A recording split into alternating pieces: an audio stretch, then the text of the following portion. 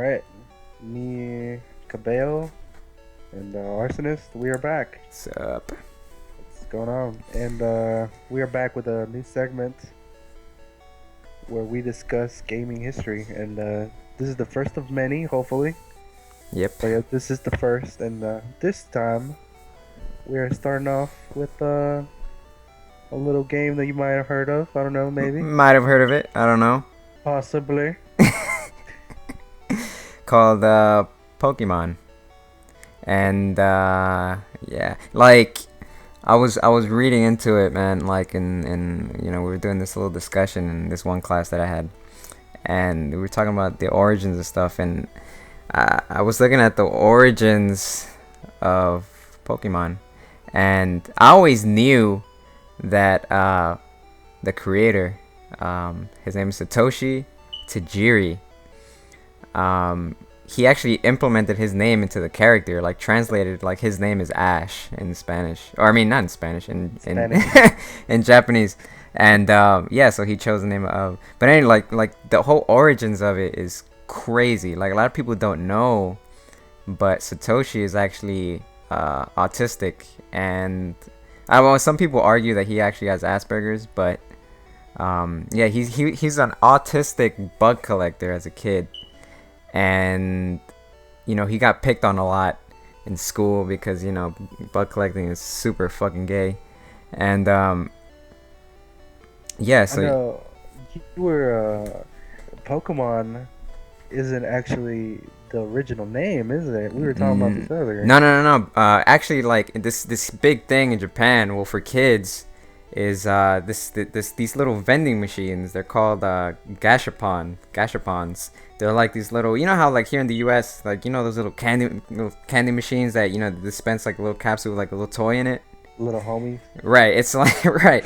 But over there, they're like balls. They're like little capsule balls. They kind of look like Pokeballs, and they have toys inside of them.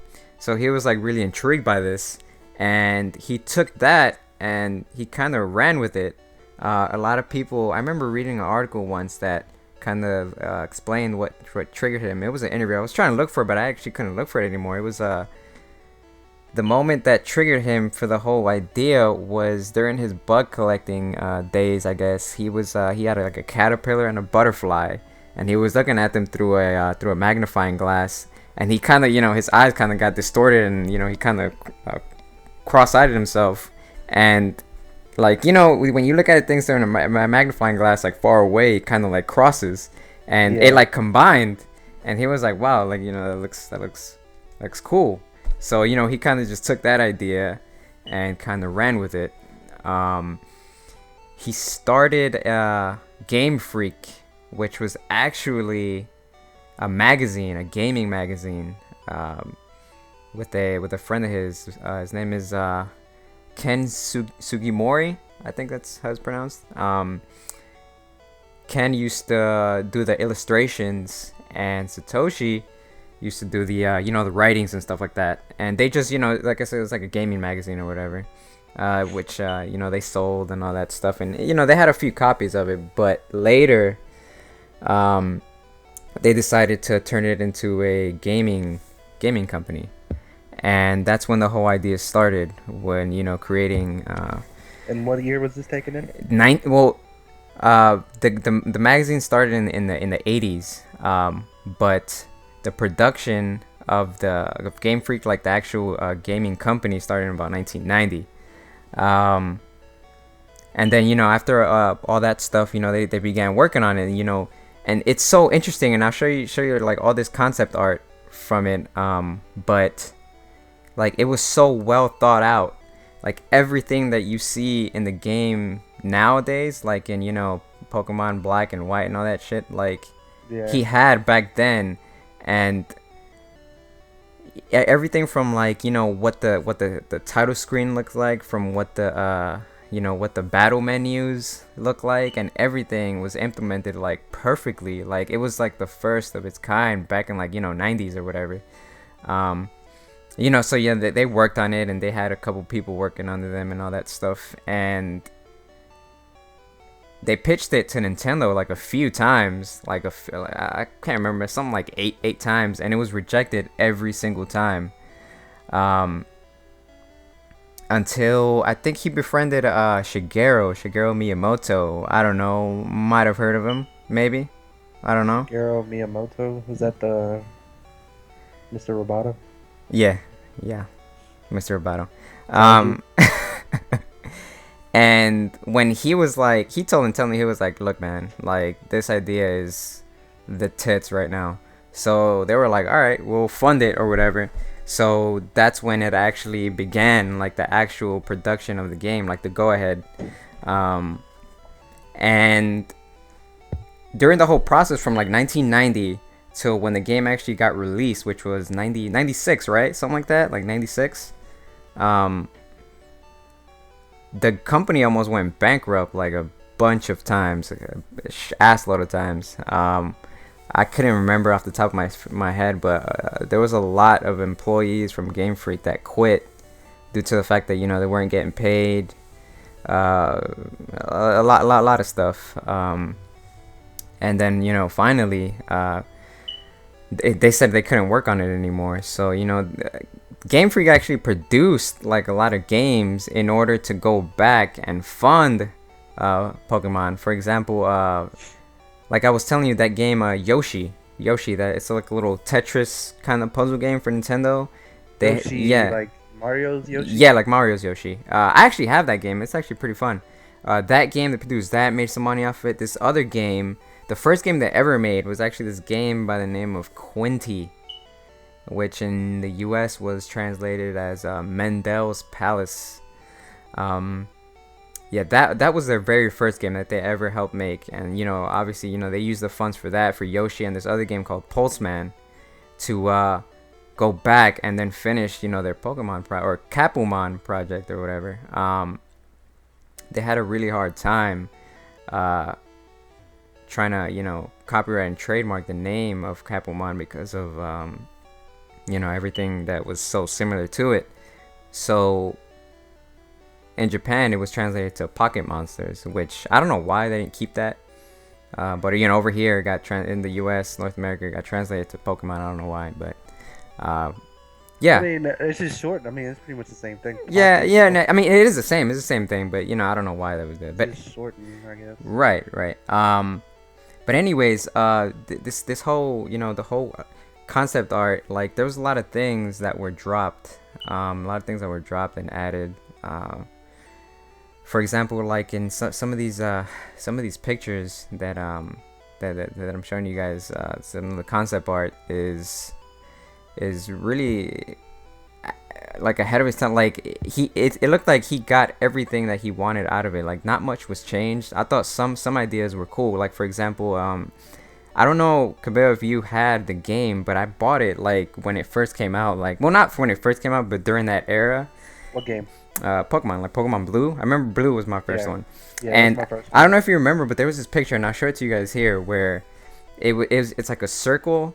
It's like a little circle arena, and there's Ash, Gary, and a chick, right? A chick. And the original concept was that there was supposed to be a female playable character in the game, but for whatever reason, it wasn't implemented in the final product. I mean, obviously, it came out in Silver, which was, Gold and Silver, which was the next, I guess, sequel, but not really, to the game. But yeah, that was the whole, that was supposed to be out with the game. Actually, now that you mentioned the chick, I was reading through like some of the history, and when you beat Gary in the Elite Four, like supposedly they had Professor, like you had to battle Professor Oak. Really? Yeah, like he had some. I think he had almost Gary's Pokemon, but they were like twice as strong. Yep. Yeah, I mean, it's weird. Like I actually, in the concept art for the towns that he had, like everything looked much more grand, like much more bigger. And I wonder what would have happened if he would have kept it how it was intended to be.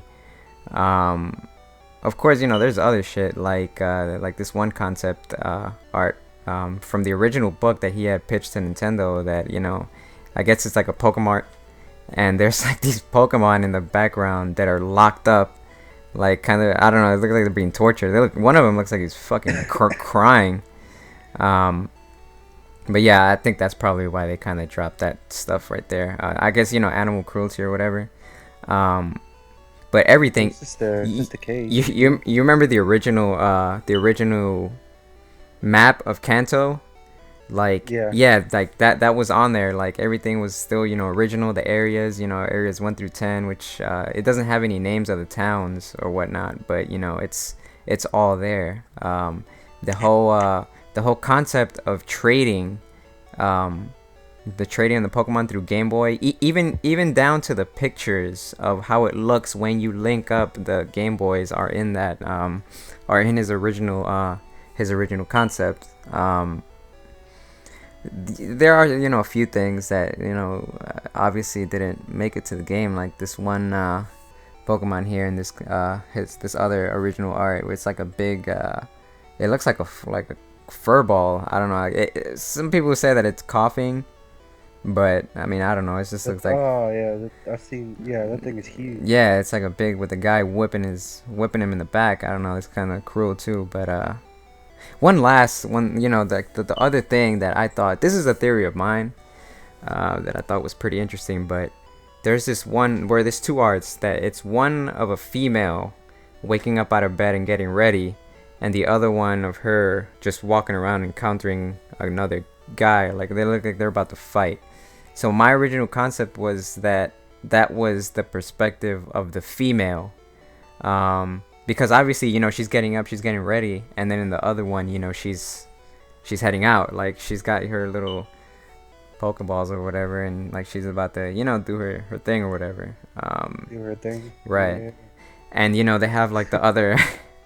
They have the other artwork of like what the original Pokeball was supposed to look like, which was exactly how the Gashapon little capsule looked, except with the button is at the top as opposed to the middle, where it's supposed to look. Everything down from like it looks like he originally intended for how in Pokemon Gold and Silver they had the egg hatching, it looked like that was. In this artwork here, you could see that him and what it looks like to be like Nidoking or something, or Nidoran, they're walking the woods and they see an egg hatching. I mean, it's obvious that he was trying to implement some kind of breeding, like type of idea or something to that nature. You know what I mean? I don't know. It's just interesting of how kind of all this came to be. And obviously, when the game finally got released in, what was it, like 1996, it just fucking blew the fuck up. Like that was it, Yeah. And how far did you keep up with it, the Pokemon? After Silver, like that was it. And not just because like I kind of lost interest in, because it's a fun game. It's just that I don't know, like. The handheld thing, I didn't keep up with the handheld consoles. Like I never got the last one I got was an Advance, Game Boy Advance. I never got a SP. I never got a whatever came after that. I never got a DS, 3DS. I haven't gotten any of those. So I mean, I never played any of the other ones past Silver. So yeah. I went up to all the way to Sapphire. Yeah, because I had an SP. Right. And I had a DS. I had like the original DS, the gray one, right? Kind of funky, right? Mm-hmm.